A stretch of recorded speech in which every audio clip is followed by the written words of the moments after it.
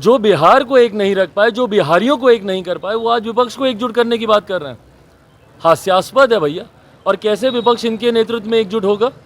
कौन सा मॉडल है इनके पास भैया विपक्ष को एकजुट करने का? तानाशाही की सरकार चला रहे हैं या लोकतंत्र की सरकार चला रहे हैं? इस तरीके से अगर तानाशाही है तो सही मायनों में जो मुख्यमंत्री बोलते हैं लोकतंत्र की हत्या हो रही है, लोकतंत्र की हत्या मुख्यमंत्री जी इसको बोलते हैं।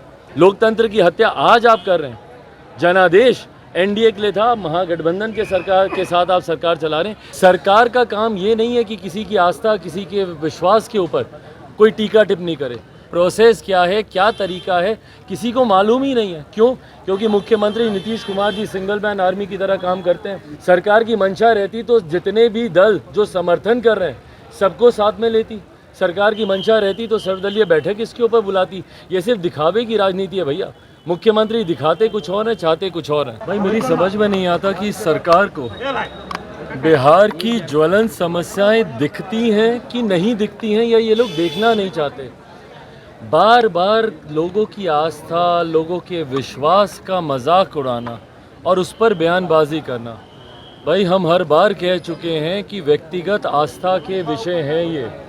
कौन किस चीज़ में आस्था रखता है, कौन किस चीज़ में आस्था रखता है, कोई तीसरा व्यक्ति उसको निर्धारित करने वाला कोई नहीं हो सकता। आपकी संभवतः जिस चीज़ में आस्था है मेरी उसमें नहीं होगी, या मेरी जिसमें है आपकी नहीं होगी। ये व्यक्तिगत विश्वास का विषय है भाई। कई लोग हैं जो बाबा पे विश्वास करते हैं, कई लोग हैं जो बाबाओं पे विश्वास नहीं करते। वो छोड़ दीजिए ना उनके ऊपर।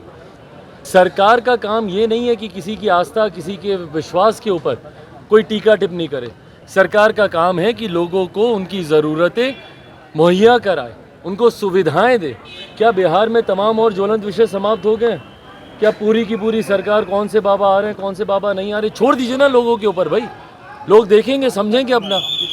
कोई आएगा मिलेंगे, नहीं आएगा नहीं मिलेंगे, ये लोगों के ऊपर है। पर जब सरकार जब इसमें हस्तक्षेप करने लगती है तो ये दर्शाता है, पूर्णतः ये दर्शाता है कि सरकार ज्वलंत विषयों से ध्यान भटकाने के लिए इस तरीके की बयानबाजी कर रही है जो सरासर गलत है। पटना हाई कोर्ट ने रिट पिटीशन डाला है कि जल्दी सुनवाई हो। हाँ, रिट पिटीशन अब इनको डालने का याद आ रहा है ना कि जल्दी सुनवाई हो। भाई हम लोग शुरू से कहते आ रहे हैं कि जातीय जनगणना का हम लोग समर्थन करते हैं, और ऐसे दल जो इसका समर्थन करते हैं, क्यों नहीं सर्वदलीय बैठक बुलाई गई? क्यों नहीं तमाम दलों के सुझाव इसमें लिए गए? शुरू में भी जब ये जनगणना शुरू भी हुई थी उस वक्त भी हम लोगों ने आशंका जाहिर की थी कि भाई क्या हो रहा है, कैसे हो रहा है, प्रोसेस क्या है, क्या तरीका है, किसी को मालूम ही नहीं है। क्यों? क्योंकि मुख्यमंत्री Nitish Kumar ji single man army की तरह काम करते हैं। किसी से राय मशवरा सुझाव लेना वो ज़रूरी ही नहीं समझते हैं। और यही संभवतः कारण होगा कि इसका स्वरूप इतना कमज़ोर तैयार किया गया है कि सरकार अपने पक्ष को न्यायालय के समक्ष मजबूती से रख ही नहीं पाई होगी, और परिणाम स्वरूप न्यायालय ने इसके ऊपर अंतरिम रोक लगा दी है। अब देखते हैं कि भाई अब आने वाले दिनों में सरकार की मंशा अगर रहती तो इसको और मजबूती से करती ना। सरकार की मंशा रहती तो जितने भी दल जो समर्थन कर रहे हैं सबको साथ में लेती। सरकार की मंशा रहती तो सर्वदलीय बैठक इसके ऊपर बुलाती। ये सिर्फ दिखावे की राजनीति है भैया। मुख्यमंत्री दिखाते कुछ और है, चाहते कुछ और है। 500 करोड़ रुपए जो इस्तेमाल किए जा रहे हैं उसको मिसयूज ऑफ हाँ, जो वो विपक्ष को एकजुट करने जा रहे हैं। बिहार में बंटवारे की राजनीति कौन करता है भैया? किसने दलित को महादलित किया? किसने पिछड़ा को अति पिछड़ा किया? कौन अगड़ा पिछड़ा की राजनीति कर रहा है? कौन हिंदू मुस्लिम की राजनीति कर रहा है? कौन लव कुश खोरी कुर्मी की राजनीति कर रहा है? कौन महिला पुरुष की राजनीति कर रहा है? बताइए। तो जो बिहार को एक नहीं रख पाए, जो बिहारियों को एक नहीं कर पाए, वो आज विपक्ष को एकजुट करने की बात कर रहे हैं। हास्यास्पद है भैया। और कैसे विपक्ष इनके नेतृत्व में एकजुट होगा? कौन सा मॉडल है इनके पास भैया विपक्ष को एकजुट करने का? कौन सी सोच है इनके पास विपक्ष को एकजुट करने की? और कभी गलती से कोई विपक्ष इनके साथ आ भी गया तो देश की जनता क्यों जाएगी इनके साथ? बिहार में कौन सा ऐसा मॉडल ये खड़ा किए हैं भाई?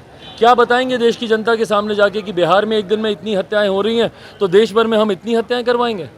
या बिहार में इतना भ्रष्टाचार हो रहा है तो देश भर में हम लोग इतने लाखों करोड़ का भ्रष्टाचार कराएंगे? या बिहार में जहरीली शराब से इतनी मौतें हो रही हैं तो देश भर में शराबबंदी लागू करके हम लोग इतनी मौतें करवाएंगे? क्या मॉडल है इनके पास भाई? जिनके प्रदेश में पुल हवा से गिर जाते हों, जिनके प्रदेश में चूहे कुतर जाते हों, उस प्रदेश का कौन सा मॉडल मुख्यमंत्री जी लेकर जाएंगे जहां पे हर जात पात धर्म मजहब के लोग आज की तारीख में सड़क पे हैं, और हर समस्या का समाधान जिनके पास लाठी हो? तो उनको देश अपना नेतृत्व क्यों स्वीकार करने देगा, बताइए। कर्नाटका में बजरंग दल को बैन करने की बात कांग्रेस ने मैनिफेस्टो में डाली है और उसके बाद अब बिहार में जेडीयू के सांसद भी मांग कर सरकार है, करके दिखाइए, हिम्मत है तो करके दिखाइए। भाई किसी भी संगठन को सिर्फ राजनीतिक लाभ के लिए, उसके नाम को इस्तेमाल करने के लिए इस तरीके की बयानबाजी करना सरासर गलत है। मैं बार बार यही कहता हूँ, क्या सही में ज्वलंत विषय समाप्त हो गए? कर्नाटका में क्या और कोई विषय नहीं रहा विपक्ष में होने के बावजूद कांग्रेस के पास कि भाई आप इस तरीके के विषय को आप उठाएंगे? क्या कर्नाटका में बाकी तमाम समस्याओं का समाधान हो गया? और आज आपको कर्नाटका सुनाई दिया तो तुरंत यहाँ पे विपक्ष के लोग शुरू हो गए कि भाई बिहार में भी घटना बताइए ना, किस आधार पर आप ये करना चाहते हैं, क्यों करना चाहते हैं भैया? क्योंकि एक राजनीतिक लाभ लेने का प्रयास एक विपक्ष का घटक दल कर्नाटका में कर रहा है, तो इसीलिए बाकी के भी जो विपक्ष के दल हैं वो बहती गंगा में हाथ धोना चाहते हैं। इसीलिए भैया बिहार में भी इसको बैन कर दिया जाए। कुछ आधार है किसी चीज़ को बैन करने का, या आए गए कल को जो आपका मन करेगा आप करेंगे?